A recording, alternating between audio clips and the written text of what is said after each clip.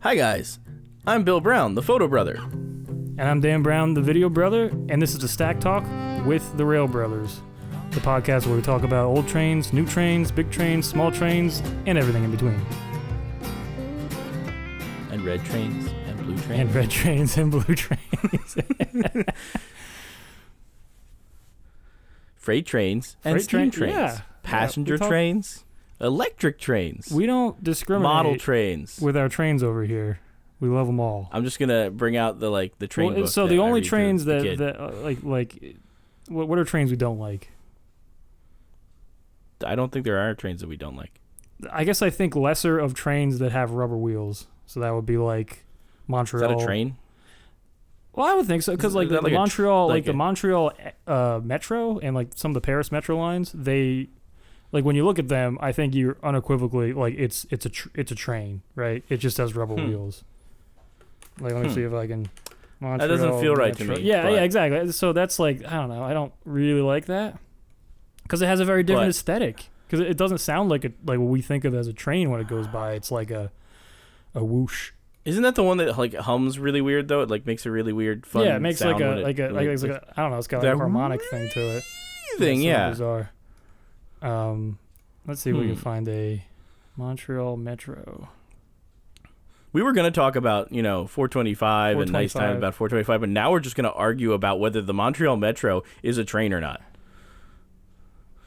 Yeah. Ooh, look at this. I mean, it definitely, the stations are sweet, Like, look at this. It's a brutalist masterpiece. And so the thing with these metros, they're like Paris-inspired metros. They're in like the Paris universe of metros. So they have a very different ethos than most other metro systems. The cars are smaller and the stops are much more frequent. So like in Paris, the philosophy is like you only had to walk like a short distance before you got a metro station. But the problem is that they're not as fast because there's a billion stops. So if you want to go across town, it takes forever. Anyway, so I mean, you can see we're in this situation where there's a bunch of stops where having rubber tires can be advantageous. You know what? I'll give it like a pass. It looks like a train. Yeah, it does look like a train. Like it doesn't have metal wheels, but maybe we can have like the one exception rule, like hey, the like 1 degree of separation kind of thing. It's like it has a lot of cars that one's on okay. it. It's on a track, kinda. It's like, what do you consider like? Why are we looking up the Hershey Park tram? Well, I'm just trying to think. Like, is that a train? Is the Hershey Park tram a train? No, there's no track. It needs a track, right? That would like a guideway. So to you, like train needs a guide, like some sort of guiding. I feel like you need a. Yeah. What is the Let's look up the definition of a train. What is the definition of a train? If we were gonna have a train podcast, we probably should know what the definition of a train is. Train. So we're gonna look up that right now. It just brings up Amtrak. Come on, definition of train. A series of connected vehicles that run along a railway track, transport people or freight. So actually, they're kind of saying railway track. That's right in the Wikipedia definition. So in a way, that would disqualify Paris because Montreal doesn't have. Or sorry, Montreal. Well, so in some lines in Paris, they're not all the lines, but some lines in Paris. But I don't know. I feel like that looked like a train. So I feel like it could be a train versus a train, like, a tram where it's like, just a big, really, really, really, really long bus. I don't think that counts. Yeah. So just connecting a bunch of things with wheels does not count. So then what about like ones that like aren't really a train? Like they're the ones at the airport and stuff like that, where they're just like, like a people bouncing mover? Back and forth and they're on rubber wheels. They technically have a guideway, but they're like one car long. What do we think though? Like, yeah, I mean, I think people mover kind of thing. If you're saying, so this people mover, you see what those are? That has steel rails. Yeah. So that's straight up a train, right? Some of them have steel wheels. Some of them have rubber wheels. What the hell is this? Like, this is the people mover and the. Some of them have, which it has. What is it? Linear induction motors. Yeah. Right. I raise you to maglev. So that's maglevs are definitely a train. Do not have steel rails, right? Like. But they're on a track. But they're on a track. And it has multiple cars. But the cars. Japanese ones have rubber wheels that only at a certain speed actually lift up. But then most monorails a lot of monorails have rubber wheels. So I feel like the wheel is not as important as it needs to be multiple cars long, or at least the possibility of multiple cars long, and on some kind of guideway. What about a guided bus? I hate you. So like Cambridge there's the Cambridgeshire guided busway. Well, the thing is, that thing can just go drive off it, and it won't matter. Like, it can just drive off it, and it won't. It's still a bus. Yeah, but what if they slammed an articulated bus on there? Would that become a train? I don't know. Depends if it goes off the guideway or not. It's getting very train-like. Like, looking at this picture, that looks like a train. I would almost call that a train, although that looks like it's just multiple buses. I think it's because there's some sort of there's like some sort of issue with the buses. Like, I could call that, like, I could see an argument where you can make that, like, but the thing is, the buses still have the ability to go off the track. So, like, if it was an entirely isolated guideway, I feel like you could make the argument that it could be a train in some way. But so trains require a guideway, or they do not work. Yeah, basically, if they go off the guideway, they derailed. A bus going off the guideway does not derail; it just turns into a regular bus. Yeah. So, by the way, just to describe what we're showing here is we've got in Cambridgeshire, there's like a concrete. This is an audio. There's a concrete guideway. So it's basically like a bus, and you remove, like, you know how buses are quite wide. Essentially, you remove all of the pavement underneath the bus, and you just keep except for right under the wheels, right next to the wheels, right? And so the logic there is you can't get a car onto it because the cars aren't as wide, and the bus can travel much faster because there's a very precise alignment. And I think it has some alignment tools on it too. So in Cambridge in England, they actually have like a route that runs, I think it goes into like the heart of Cambridge and then goes out into the countryside to like some other campus. I don't know if it's of Cambridge University. And I think there's a couple of those that are out there in the world, but the Cambridge one is the one I think of the most when I think of this kind of technology. Yeah. All right. So we've sort of talked about, we're closing in on a train being multiple connected cars on some sort of permanent fixed guideway, and does not function without said guideway. And so in this case, I guess a guideway could be a monorail. It could be a series of magnets, or it could be the very traditional steel rail and steel wheel technology.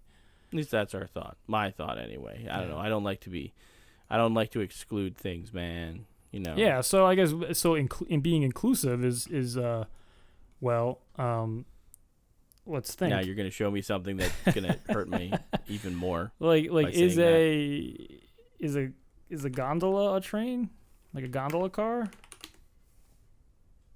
Oh, that's not I'm thinking like a cable car. Well, not the cable car you're thinking of. No, I'm thinking like these ones. Yeah, just so you know, his Google search brought up a bunch of gondola cars. Brought up like gondola. Is it gondola railroads. or gondola? I've heard people say both. I think like the hardcore railroad people like to say gondola, but I've always said gondola. I think it is gondola, because a gondola is probably what we're thinking of with the. Yeah, but aren't they spelled? They're spelled the same exact way, aren't they? Yes. Yeah, I think it's just people being. I don't know. There's no track; it's a wire. Yeah, it's a wire. Anyway, so yeah, a gondola car is. I guess it's used a lot for scrap, right? Like you'd find those at a scrapyard, and they'd like just chuck big pieces. You can use them for a bunch of stuff, but it's basically it's a low-sided. I was actually looking into this for my model railroad, and that like gondolas were used a lot for, especially before hopper cars became a thing, with like the drop bottom hoppers became really popular. They were pretty much used for everything that was like coal, iron ore, that kind of stuff. Anything that you would basically, and truthfully, they're going back to them because a lot of they use hopper car. Instead of using drop bottom hoppers, they're using gondolas now because they just tip the whole thing over, and they're just a high side gondola. But is that with the rotary couplers? Is that in conjunction with? Yeah. Okay. Like they look exactly like a hopper car, but they're in theory technically a gondola because they don't have the drop bottoms, I think. But they have the rotary couplers to allow them to rotate. Yeah, I believe so. Or they just pick them up and throw them over or something. I didn't look that far into the modern ones. I was looking for old stuff. Yeah, that's cool. But yeah, no, I was looking because it looked like the Roebling Steel people mainly transported the wire rope they made in gondolas. So by the way, I have one photo of that proves that, and I need to find more information. Yeah, Billy's modeling a very niche thing that there's maybe no photos of, and I'm sure like there's lots of people out there that are gonna think like, oh, you think that's niche? I have like some weird railroad in I'm sure there are more photos. I just need to actually in the middle of nowhere. But my only research has been through the internet, so we all know that that's not 100% everything. Yeah, like I can go. There's a museum. I guess you can go look at microfilm and crap and try to see if there's anything in there. Yeah, that's part of the fun of it, Danny. Yeah, Mister. I just want to see trains zoom around. Yeah, I just want to see trains, man. Like, yeah, I just want to watch some trains. Do you want to talk? Is this now a whole podcast of just us arguing about what's a train and what's not? What's a trolley? Is a trolley a train, Danny? Is a trolley a train? Well, so I guess that's an interesting point because, like we were saying, interconnected cars, where traditionally trolleys were only one car, right? Mm-hmm. So is that a train? I mean, it definitely fulfills the guideway part of our definition, but I guess you can couple them up. It's like a traditional trolley car. You don't, but you could. Yeah.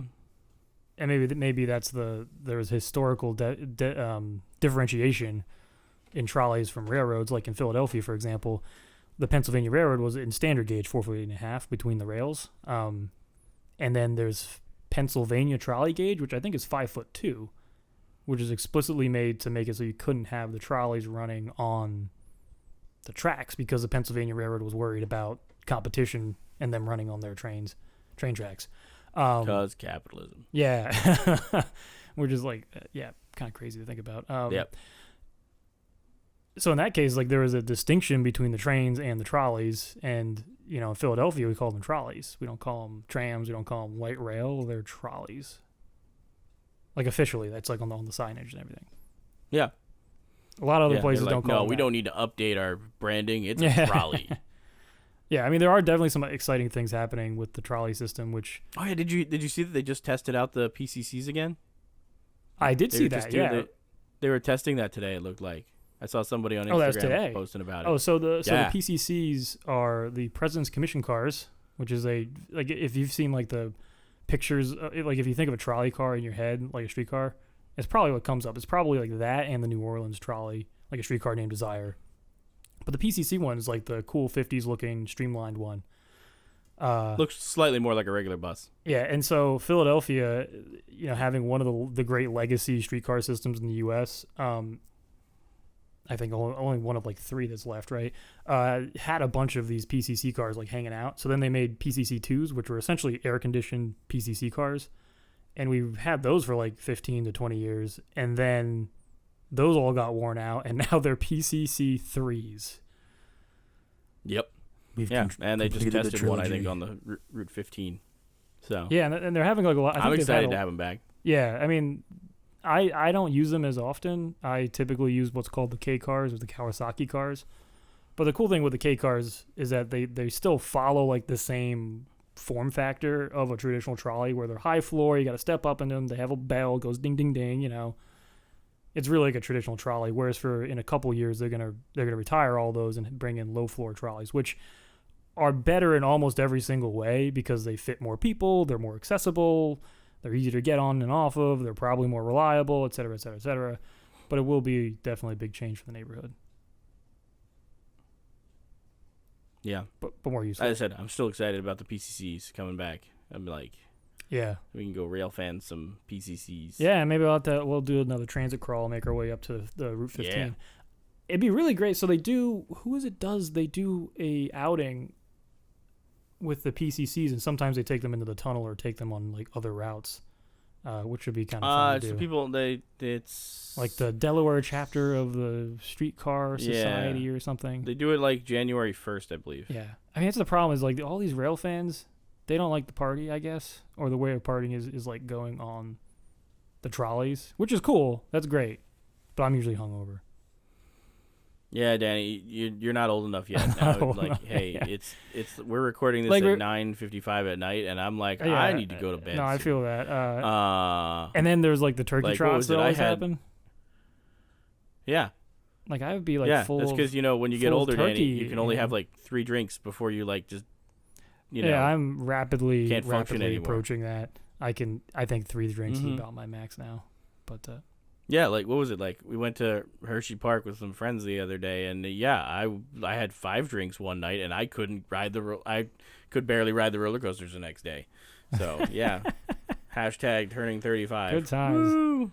Or am already 35. And the shame of the whole thing is like Hershey Park has got a great little railroad that they didn't have except it wasn't working. Yeah, it was a dry gulch valley. Putting you on blast, Hershey Park. Let me make sure I got like the second weekend you were open, you didn't have your train or your monorail running, but it's just a dry ride on the little. By the way, yeah. When they have it running, it's really great. Like it's a. I heard it's even better. They used to have like little animations when the train went by, but that's fun. It does have like block signaling, huh? And there are 2 engines, and in peak seasons they've got both engines running, which is pretty cool. That's cool. At least I think they have at least. I've 2 got engines, 2 free actually. tickets now, so yeah. And there's a slight gradient change. So at certain points they have like little 440s, and they're working. Yeah. Fun. I wonder what gauge they are.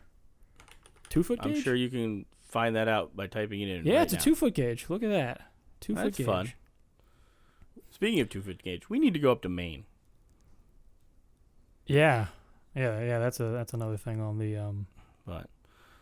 So is this just podcast just being like, what is a train right now? Is that what we're doing?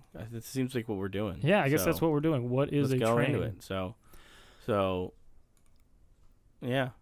So, is an amusement park train a train? I think it is because we just call it a train. Yeah, we just call it a train. I mean, it's got I guess we can unpack another thing, which is like the locomotive. Does a train require a locomotive? I'm just going to unequivocally say right now, no. A train does not need a locomotive. No, because you have RDCs. You have RDCs, yeah. Doodlebugs. Those are all historically a train.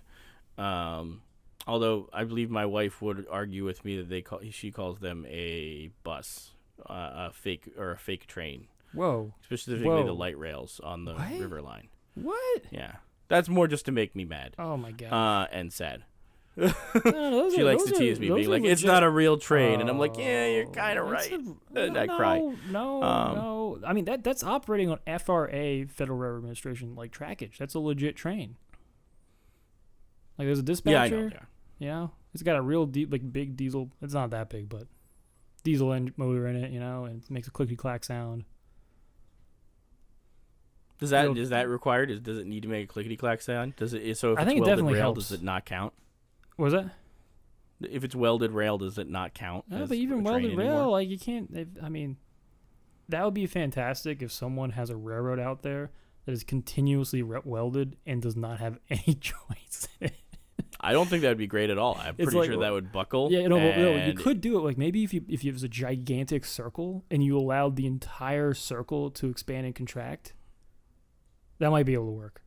Then it would go out of gauge, but at those sizes, if it's like a big enough circle, it might. The amount out of you understand that like real trains negligible. have problems with like when it gets heated up and like even with the expansion points they like I completely go out of gauge. I know about right? that. I'm thinking it'd be like something like a lair. You could maybe get away with it being literally one continuous welded loop of track. He's talking about the Pine Creek Railroad where they have like a 2-mile long loop, I think. Yeah.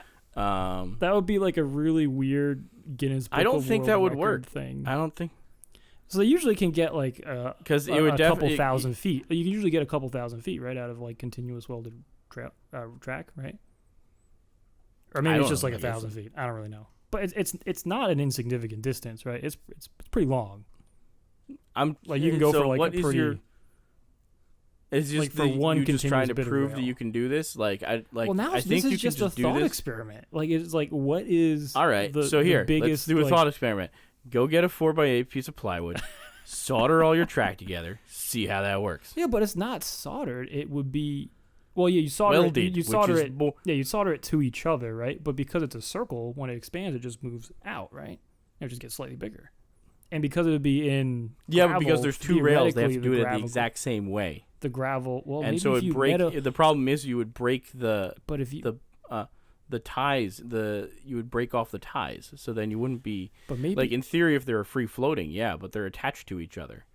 Maybe if you can do some metallurgical magic, and get it. So I feel like we're going down a real weird. Each rail has a here. slightly different metallic property and expansion properties that you could get it to work. You know what? You can have your little 2 mile lot.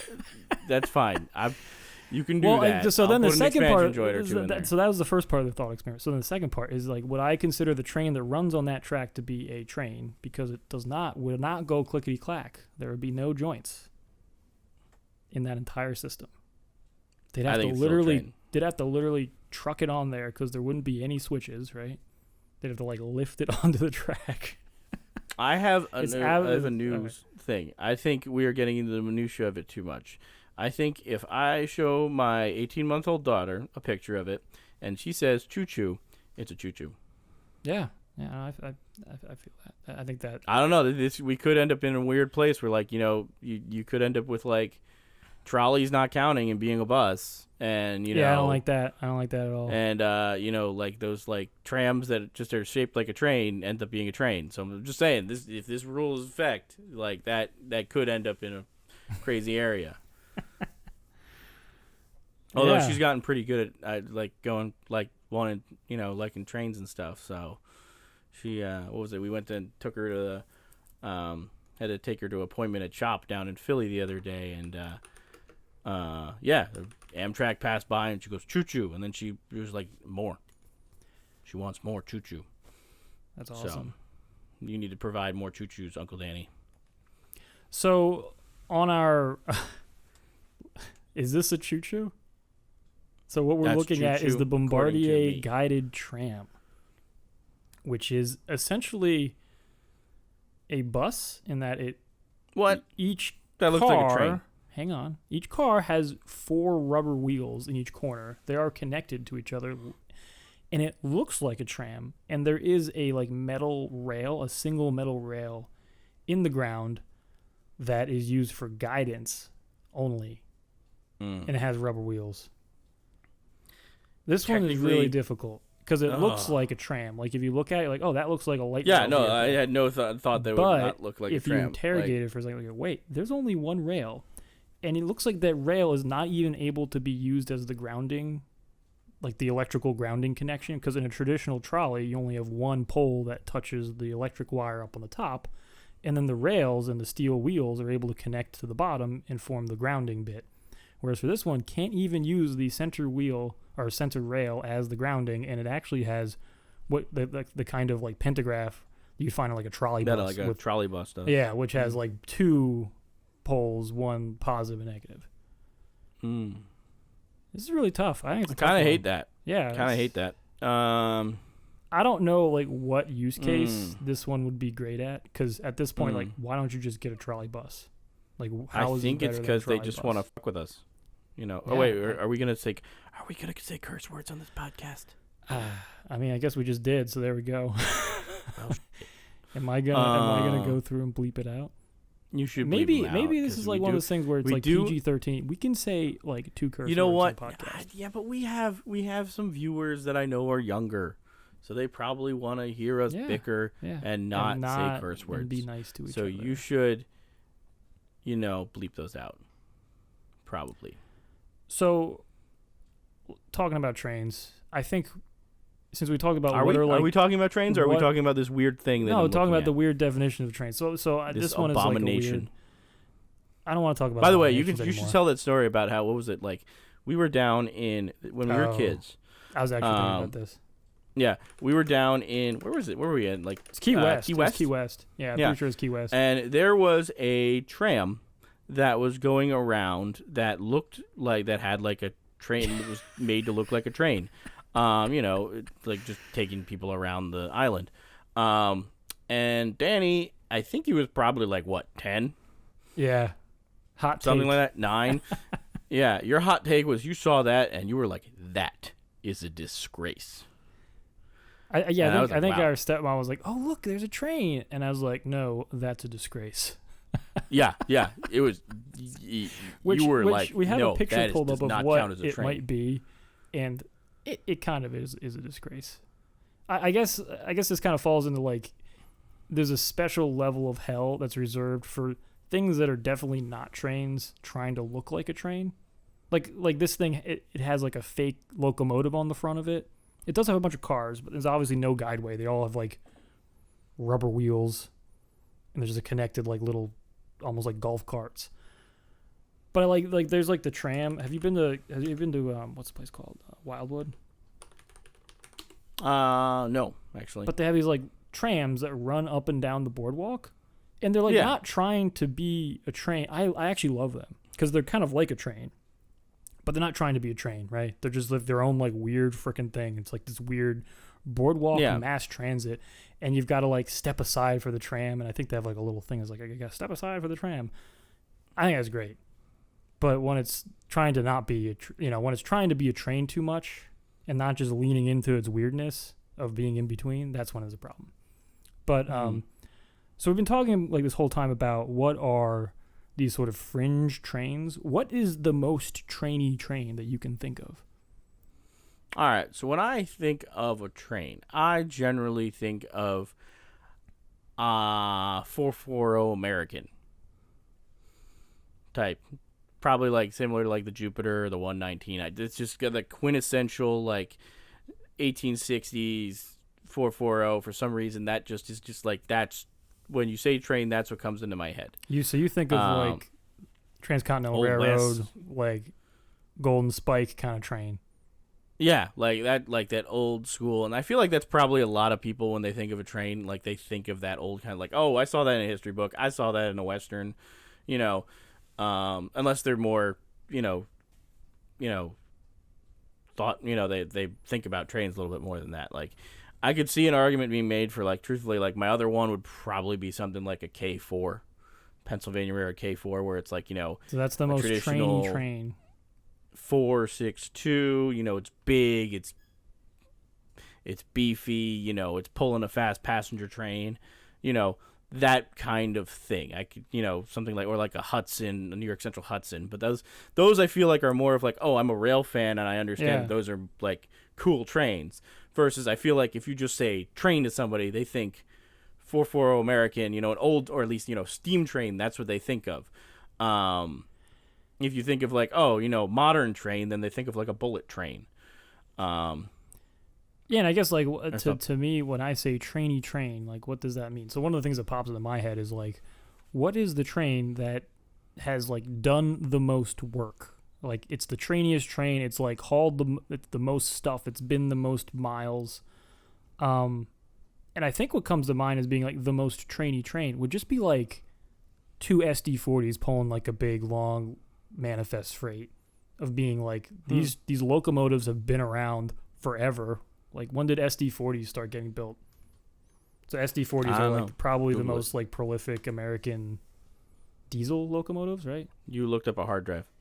He went SSD. An EMD SD40. I'm sure somebody's like, why do you guys call yourselves? You call yourselves Railbrothers, and you don't know when the SD40 was made. So 1966, which is the same year as my antique car that unequivocally does not work. And there's these. They're out occasionally there, right? works. It occasionally works. That's true. Yeah, but well, they rebuild them just like you have to rebuild your car. Yeah, I suppose that's true. But I guess in a way, when I think of trainy train, that is one thing that pops in my head is just like your standard American freight train, which now is all screwed up because like when I think of the standard American freight train, I think like there's locomotives at the front. You got a big train. You might have a helper or two at the end. Where now, you're lucky if you have two locomotives in the front. Yeah, it's true. Like, it's weird. Like, what was it? It's weird because I was looking back at my photos the other day, and I'm like, oh yeah, nice traditional. Like, oh yeah, you have three locomotives in front. Yeah, and like that's now like if I go rail fanning and I see freight trains, I'm like, there's only one locomotive in front. It looks weird to me. Like it looks weird. Like I'm like, no, you need to have like two diesels. Usually not like usually opposing each other in their direction, so then they can easier switching moves and stuff. So I don't know. That's kind of the usual way I looked at it, and I'm like, this looks weird now. when it's that. But a lot of them that way. Actually, there was one of the really cool things when I went out to Vegas last year. I got to see the trains going up over, what I forget what the pass is that's over. The different passes are going in and out of Vegas there, but they were like 5 diesels in the front. Oh, that's awesome. 2 in the back. Like, it was ridiculous. I was like, oh, this is pretty sweet. Yeah, I feel like next time we go out to East Broad Top, like we should also go out to Altoona and just hang out on Horseshoe Curve for a bit. Yeah, that'd be pretty. Because I feel like it's something we sort of, like, at least personally, I've sort of missed from is, we spent a lot of time around high speed trains and commuter trains and kind of freight trains hauling at track speed, but we don't really see a whole lot of this is a freight railroad going up the ruling grade and just big engines just hauling up a gigantic hill. I think it's just a different flavor of railroading that we haven't seen too much. At least I haven't seen too much. No. Well, I think it's also, truthfully, I feel like it's vaguely harder to do that in the East Coast, just because usually we have trees everywhere and stuff like that. Man, when you are out there in the desert, you're just like, you see that train from miles away. That's pretty cool. And you see that thing, and you see it snaking through the hills and stuff like that. It's really cool. So, I actually think I'm convincing myself now I need to rent another car when I go out to Vegas again this year. Yeah, do it. Get a convertible. Makes it even better. No, it is hot out there. You can put the top up. Yeah, no. Also, Anna's coming with me this year, so I'm not sure if I'll be able to just. Well, she can drive the car and you can pace it. I feel like she just wants to sit by a pool and drink. I think she could do it. She'd be a great pace car person. Drink orange. Have you seen for our young shouting out viewers. Shouting out a listeners, another rail fan. Who is it? It's like Nikon photographer. Have you seen this person's work? Maybe. On Instagram? I don't know who they are, but they took this one amazing, just pacing shot of a CSX locomotive by a lake. I don't know, man. There's something about it. It was so good. Let me look it up. Yeah, it was really good because it sort of highlights that these diesel locomotives are kind of moving beasts as well, because you don't really get that sense when you're seeing them and they pass by you, but because you're pacing it, you're seeing this thing bouncing up and down on the rails. It becomes talking about Nikon rails. Nikon rails, I think that's it. Yeah, and there's one pacing shot. I think it's of a GP40 maybe. I don't really know. Like a CSX GP40, and it's going along this lake or something, and it's just this great. It's like this great pacing shot, and the lighting's amazing. It's a super crisp video. Oh, it's a video. Let me look at the video. Yeah, I think it's a reel. Oh yeah, that. Ooh, that's like sunset. Yeah, that's just really good. Good job, Nikon rails. Yeah, nailed it. Good job.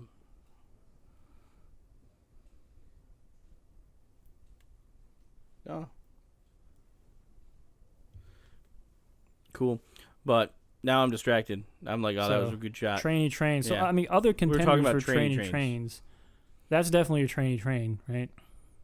Like an SD, a GP40, just hauling. Yeah. I guess other contenders would be a GG1, just in terms of amount of stuff pulled, because they're such high horsepower things. They probably pulled yeah, but I don't think tonnage. anyone actually thinks of a GG1 nowadays when they think of a train. Yeah. Well, this is my weird pseudo definition of a trainy train, where I'm thinking of what is the most trainy kind of train. That's not a trainy kind of train. That's just a train that did a lot. That did a lot. You have to think of what in the zeitgeist. So you're thinking of the iconic train, like the primordial train. What oh my gosh, what is the Platonic train, where it's the ideal train? Yeah, what is the ideal train? As I said, my things are hey, I think a 440 American could fit the bill. I think something like a K4, something like a Pacific. Truthfully, just because I think the SD40's in there too. I think a Paramarquette 1225 probably just because of the Polar Express. Just because of the Polar Express movie, that really, and truthfully, Thomas the Tank Engine. I know we don't really like to talk about that as much in the older rail fan community, but hey, that's one thing that gets kids hooked in trains, and that's People, when they think of trains, they think of Thomas the Tank Engine. They think of Polar Express. Yeah, there's nothing wrong with that. When did Thomas the Tank Engine? The first book was like what, in the 60s? I think it was like the 50s or 40s. The 50s. Look it up. Look up the Railway series, Danny. Go deep. I have an excuse because I have a daughter that's 18 months old, so yeah, let's see what I can watch these without any kind of shame. 1945. So like the war ended, and boom, there's the railway series. Wow, boom, that's pretty, Sodor. So the television series was in 1984. So this is like almost every single rail fan alive now would have actually in their younger days been exposed to the railway series. I don't know how much the railway series was popular. The books were popular in the United States. Well, and yeah, but I would think in the UK it was Thomas super popular, right? I think they were. And then even now, so like 1984, right? So I would say there's probably a majority, or close to a majority of rail fans now would have been exposed to Thomas and Friends in their childhood. I'd say half. Yeah, probably half, yeah. I guess if you're an American and you think of trains, do you think, like, because we're steeped in it so much, do you think there's like this sense of, oh, that's a British train? You can clearly tell it's a British train. I guess I came across as there's a book being sold about Philadelphia train history, and the book was really great, but on the cover of it was this freaking like German locomotive. Yeah, it was very clear, like a German locomotive.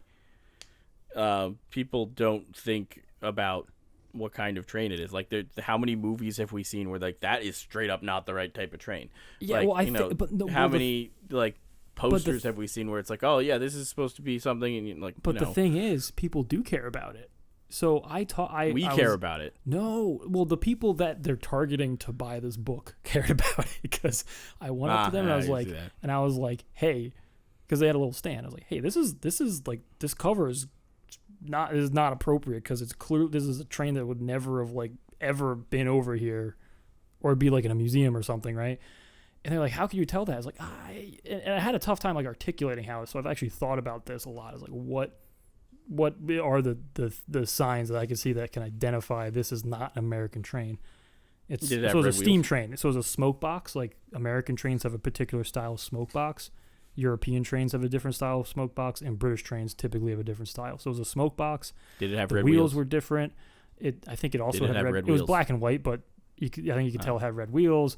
And so this publisher kind of gave me a little bit of a hard time. Like, well, how can you tell? So I went to them the next year. All those books were on sale. They had a new version with a GG1 on the front of it. That was not on sale. So they had to print brand new books.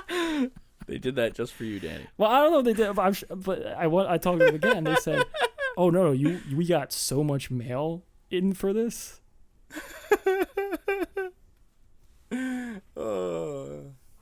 Now, wait. I mean, if you think of the old adage, like, any press is good press, they're getting attention. So, there you go. I think we should start just randomly saying random stuff, like on our videos. We should just blatantly do wrong things, and just people will be like, "That's wrong. Like, that's wrong. That was at this road, not that road." That's how some of our Instagram content got driven, right? We could talk about that in a Well, that was more real accidental, because I'm like, yeah, I think that was. What was it? I know there was one at New Hope where I was like, I definitely put that on. No. What I'm talking about is like the division between the people who were berating the train for its pollution and the people who were celebrating the pollution. I guess that's what I'm talking about. But we can dive into that in another episode. That's like a whole nother. That's a whole nother episode. But I guess that's all to say that at least to me, there's like an intrinsic. I would be able to easily identify as British, and I sort of mentally segregate that from the American trains. I wonder how much of the general public would be able to tell that. My guess is not much, but I guess on the other hand, you might be surprised. Or that specific one probably picked a lot of rail fans because, along with it. Yeah, and the real shame, the book is actually quite good. Like, the content inside of it, like, it's all really good. It was just the cover. I wonder, I don't know. It was kind of funny. Interesting. So trainy trains. What is a train? I think we talked about what's not a train. I think I've got a little analytical about trainy trains. What's your favorite train, Billy? That's hard. So you were talking about 1860s sort of trains. I do. I am a big sucker for a 4/4 American. Like polished brass and all that. I love the polished brass. I love the gaudy paint schemes. Yeah. But I also really like a consolidation. Well, first of all, steam trains. Done. Steam trains, I need a steam train. I enjoy diesels. I enjoy electric, but steam, it's just... It makes you I could just be the ADHD that I have, but all the external moving parts, the steam, the hissing, there's lots of things going on. Versus generally with a diesel or a electric, a lot more of the mechanics of it are hidden behind panels, within the engine itself, within the motor. You're not really supposed to see what's going on back there. You hear it sometimes, but you're not in the same way. So I always was fascinated by the mechanics of it and just seeing the mechanics and how it's moving and everything like that. It just gives it a kind of mysticism and, romanticism about it. So saying that, steam trains definitely. 4/4 American is definitely up there. I enjoy a good consolidation just because they're I feel like a good workhorse engine. Favorite one, recently, truthfully, after chasing 2102 this year, that one might be up there. That was a dream come true, seeing that engine go run again. Just from us being growing up near an ex-Reading line, and imagining what these massive steam trains would be going up past us, past our house. And being able to see that again and running at track speed, that was flat out amazing. Probably got to give it to that 2102. Yeah. So that's your favorite trainy train, 2102. Well, it's my favorite train. You didn't say trainy train. Well, we're talking about trainy trains. You said train. I think it fits the bill. That's a pretty trainy train. I can't think of many more trainy trains than 2102. Yeah, it's pretty trainy train when it's pulling 50 hopper cars and a little red caboose at the end. Can't really ask for anything more than that, right? Other than 100 cars. Yeah, that is that. Yep, that's pretty cool. I don't know. So what's yours? You gonna just make me talk? Yeah, I was kind of deflecting here. I just deflected my mic. Maybe. I guess I'm very conflicted, right? Because in a way, I constructed my modern life a bit around railways, right? I chose to live in a city so I could take a train every day, among other things, right? On the other hand, I'm a train nerd, so I shouldn't be so practical. So I would say 20th Century Limited, probably my favorite train. Particularly the 1938 streamlined Hudson. That's pretty great. That's a great train. But I'm also conflicted because I do just like riding on trains. So I mean, actually, I'll go up on top of that. So one of my favorite train rides is going up the Hudson River, which the 20th Century Limited did, right? Yeah. So just taking the Amtrak up that, or even just the Metro North to Poughkeepsie, which is a great ride. So that's a great train. That might be my favorite train. I don't know. That's not a very good answer. Because I've been on a lot of trains, and I like a lot of trains. So tough to say what the favorite is. Well, I can see why you definitely like it, because you especially if you look at it, you're an architect, you are very interested in the visual aspects of things, and it's designed by Henry Dreyfuss, a famous designer. Yeah, he really him and Raymond Louis essentially invented the profession of industrial design. That was them. Yeah. And truthfully, I liked his takes on it a lot better than Raymond Loewy. The GG1 is amazing, obviously, but I feel like Raymond Loewy's work with steam engines, he tended to hide a lot of the mechanics and stuff of it, which, as I just went over, I love the mechanics of a steam engine. I want to see the rods moving. I want to see. So I think what you're saying is that Henry Dreyfuss is a better industrial designer than Raymond Loewy. I don't know. GG1 looks pretty. I might. Well, the thing is, he didn't really design. By the way, this is we'll do an episode just on Raymond Louis and Henry Dreyfuss. Really? If we crap! have the Maybe time we should for edit this out. No. No, I think no. But this is a preview. No, we can talk about it. But most of Raymond Louis' involvement on the GG1, not to belittle it, because he definitely did design it, but the form was already there, you know? Like, they did the form, the Pennsylvania Railroad did it by themselves without Raymond Louis to, like, have, like, the wedge in the front. It was because they had the box. Really? Yeah, they had the box. The GG1's an electric locomotive. The early box locomotives had the controls were at the very end of it. There are some pretty bad rear ends that killed the engineers, so they basically wanted to make it more like a steam locomotive where you've got like this big hunk of metal set back in front of the engineer, which is what all the engineers were used to at the time as well. And that's how that form came to be, is they're basically modeling a steam engine almost in terms of the visibility. Right? So that's how that shape came from. So old rivets, right? Old rivets basically wasn't designed by Raymond Louis. Ah. I always thought that he was somehow influential, at least in the design of it and the shape of it in some way. My understanding is his suggestion was first to weld the whole body instead of riveting it, right? Which really does have a big impact on it because it allows you to kind of accentuate all those curves on it, right? Yeah. And then the paint scheme, which also was super important. Yeah. Like the whisker paint scheme was all him. So that's, as I said, I don't want to belittle like what his contribution was, but it wasn't entirely him, which actually in a way makes that him a good designer, because it's not like he was trying to reinvent the wheel there. Like he was taking something that's already there, accentuating it, and making it better, which is what he did, which is great. Which is that's what a good industrial designer is supposed to do. Whereas for maybe his later T1s were a little too heavy on the stylizing and not as cognizant. Well, the T1 I think actually is okay with me. Bring up a picture of the T1 again. Let me just look at it. Are you thinking of the S1? I think the S1 is what I'm generally thinking of when I have like a freaking... Yeah, you need to put PR. Yeah. Yeah, like that one, it completely obscures the, like when they take... So, like, the first version of it didn't have the side rods exposed. Yeah. And I'm like, I don't like, and then they did the similar thing with the K4 when they streamlined it. So I was like, eh.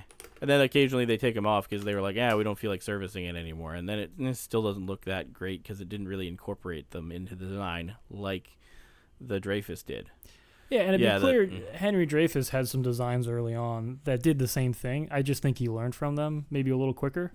Because the T1 was actually after the 1938 streamlining of the Dreyfuss Hudson, which I would consider the most successful. Maybe not the most successful. I'm actually thinking, what is the most successful streamlining of a steam locomotive? I think I would go with the A4, and I think I would go with the J-Class. Because the J-Class, they never lost it, so it was never that big of a hindrance in terms of maintenance. Yeah.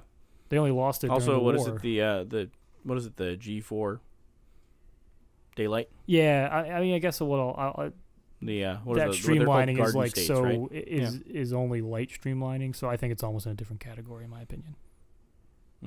I don't know, but maybe not. Anyway, I think those are definitely streamlined. Like they're definitely on the streamlined. Like, look it up. GS4 pay scale. There we go. So speaking of, I believe Broadway Limited's coming out with another run of these in HO. Yeah, I'm just glad I don't model it, so then I can't get talked into buying one. There it is. Wow. Yeah, just so you know, I talked Danny into buying a the Kato version of that at the last train show we went to. Makes 0 sense for it does. No, it makes 100% sense for your railroad. Your railroad is just, I want to run stuff. I want to run. Cool, well, and it looks cool. Passenger trains. It's focused on passenger. It's trains. A passenger train, and this is the promoting the most beautiful passenger train in the world. But I mean, if you look at the front of it, you could see exposed rivets all over the place. I don't know. Yeah, but like if you look at it, look at the top of it. That's definitely squared off in a that's not the typical way the boiler was. Yeah, there's some casing at the top of it, but I don't know. I wouldn't put it in the same class as like Mallard or even the J class. Seriously, I don't know. I feel like the Mallard always looks weird. It's just a big wedge. Well, I'm not necessarily saying it's like the best. I'm saying most successful streamlining. Oh, it probably is because they never lost it ever, right? Like they never took it all off. They always kept it. Which like even some other like the coronation. I would class, like to see one of those run one of these. Well, next time maybe next time I gotta coordinate when I go to the UK and try to see that. Like was it the coronation, which is the one also in the British the gosh, what was it called? The National Railway Museum. That lost all of its streamlining at some point, right? Like a lot of. Oh no, that was the one you're looking at. That's the Duchess. The Duchess. Sorry. Duchess class, I guess. Yeah, but I'm talking about being successful. I mean, you could talk about the aesthetics of the Mallard, but I mean, I think like it depends on what you're thinking. Like, so if your definition of is just successful is that it lasted until it was scrapped. By successful, I mean it certainly has to have some sort of iconic identity, which I don't think you can argue with the Mallard. It's freaking iconic, right? Yeah, it's got some utility in that these were meant to be high performance, high speed machines, and streamlining it a little probably helped a little bit. It didn't. It only hurt maybe a little bit, but it probably helped too. And then third is that it stayed on, which meant that it was workable. That it didn't make the performance of it that much worse. There's definitely some locomotives that were streamlined that didn't make any sense, and after a couple of years they took the streamlining off because it just wasn't worth it.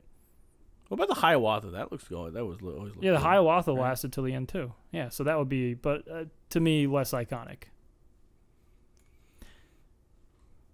Yeah, and the Crusader. So these Come are on, the Crusader. The Crusader, the Crusader sort of made it too. That's a local one, but one, and that one was by a different designer, actually by an architect, Paul Philippe Cray, a Philadelphia architect. We could talk about him as well. He was great.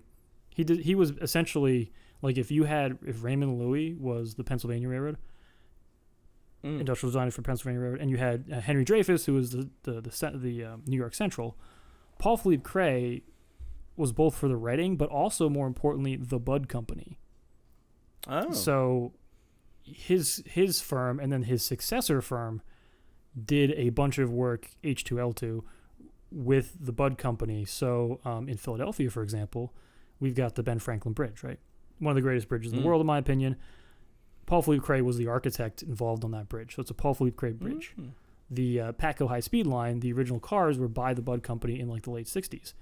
H2L2, the successor firm, basically all of Paul Philippe Cray's colleagues became that. They had this long-standing relationship with the Budd Company, so they were like the architects and designers for those cars that are now still the Patco cars. So in a way, you can go on like Paul Philippe Cray bridge on like a Paul Philippe Cray inspired car, and potentially get off and enter a Paul Philippe Cray designed park. You know, you have this whole little Paul Philippe Cray wonderland on the Patco. That's Cray, man. Yeah, it is Cray. So he was involved with the Budd Company. So the Budd Company, probably one of the most important rail manufacturers ever. And I don't think gets actually enough credit because it's probably, they invented the stainless steel. You should write that down and car. do another podcast on that. Yeah, we should wrap up soon. Yeah. I think. So Trainy trains. Trainy trains. Trainy trains need to run on tracky tracks, of some sort. They need to have the ability to have multiple carriages or cars.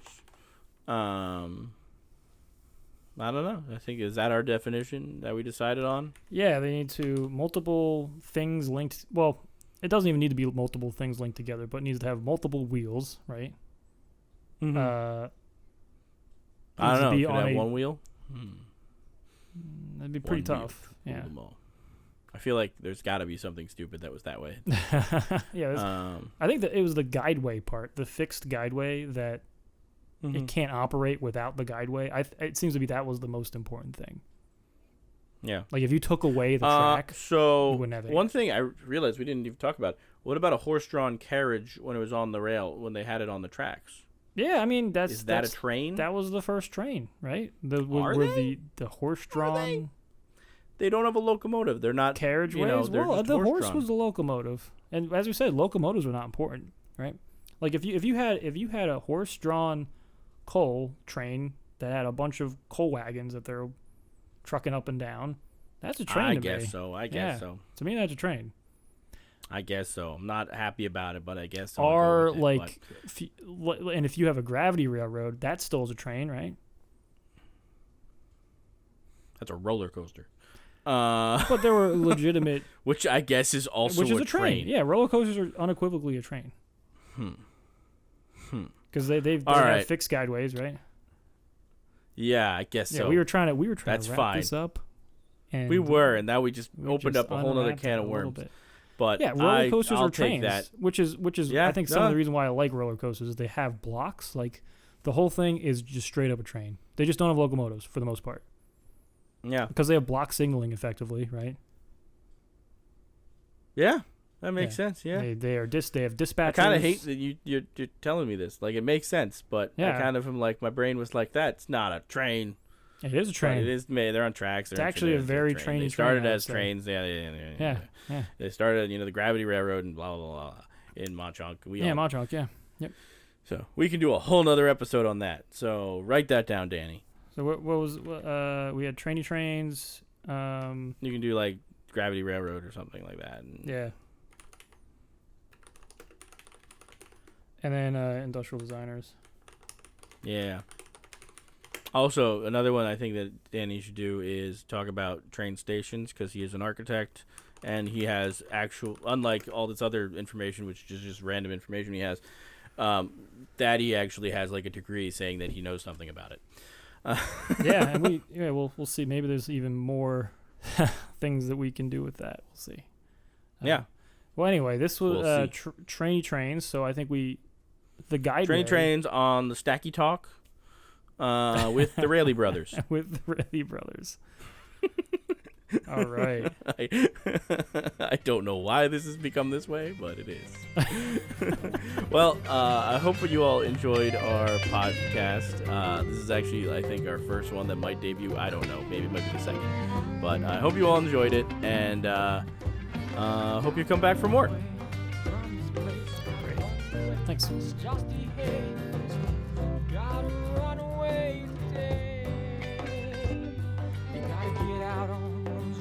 Today you gotta take this train from this rusty place. Take the first train today. When you're going on those rusty rails and you hear that lonesome whistle wail.